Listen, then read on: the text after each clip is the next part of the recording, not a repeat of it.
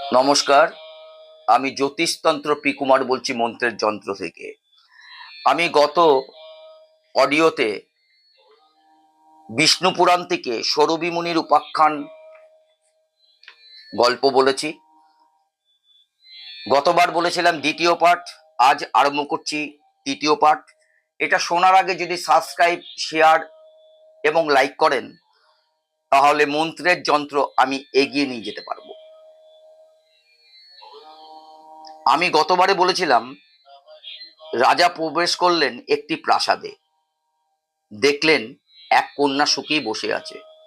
পিতার আগমন রাজা কন্যা আনন্দিত হয়ে উঠে দাঁড়িয়ে রত্নখচিত সিংহাসন দিলে বসতে। রাজা আসনে বসে কন্যাকে জিজ্ঞাসা করলেন, তোমার মনে কোনো অসুখ নেই তো?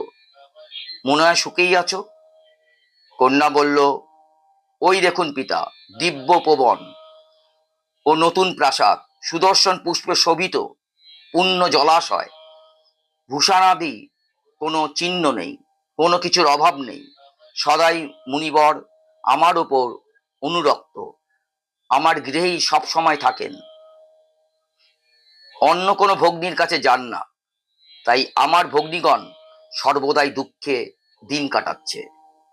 কন্যার মুখে এমন কথা শুনে রাজা অন্যান্য কন্যা ভবনে গেলেন।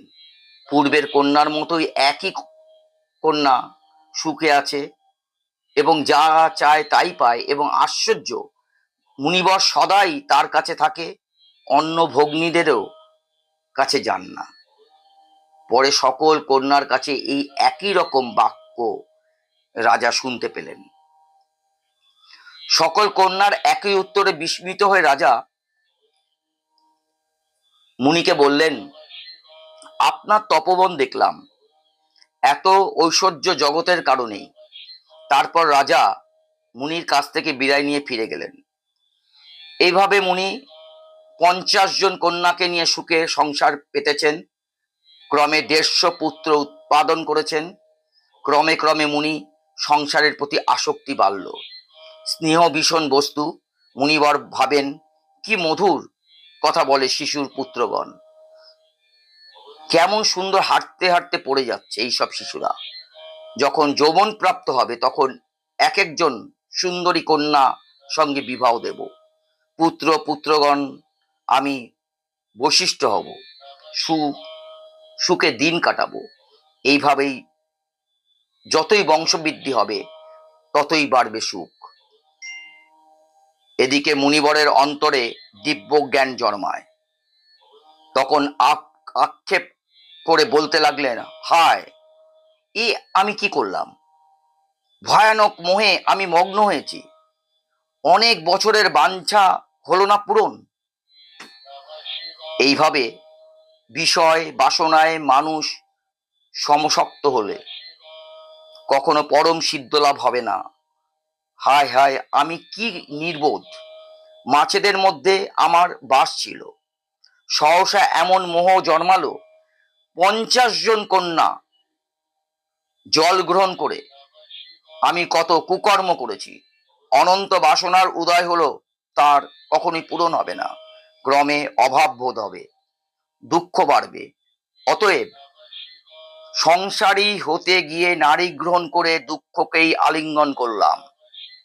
ক্রমে ক্রমে মায়াজালে বদ্ধ হলাম। পূর্বে কঠোর তপে মগ্ন ছিলাম। এইসব ঐশ্বর্য তপস্যায় অতি বিঘ্নকর। অতএব এখন আমি বুঝেছি এ কি উপায় হবে। আমি পুনরায় তপস্যাই করব কঠোরভাবে। সেই শ্রী হরির আরাধনাই করব। আদি অন্তহীন সেই বিষ্ণু ভগবান অতুল তেজস্বী, তিনি বিশ্বের নিদান। যতদিন সংসারে থাকবেন বাসনার জালে আর জড়িয়ে পড়বেন। তাই সংকল্প মাত্রই বেরিয়ে পড়লে সকল ঐশ্বর্য ত্যাগ করে। কিন্তু এত শখ করে যাদের বিয়ে করে নিয়ে এলেন তারা যাবে কোথায়?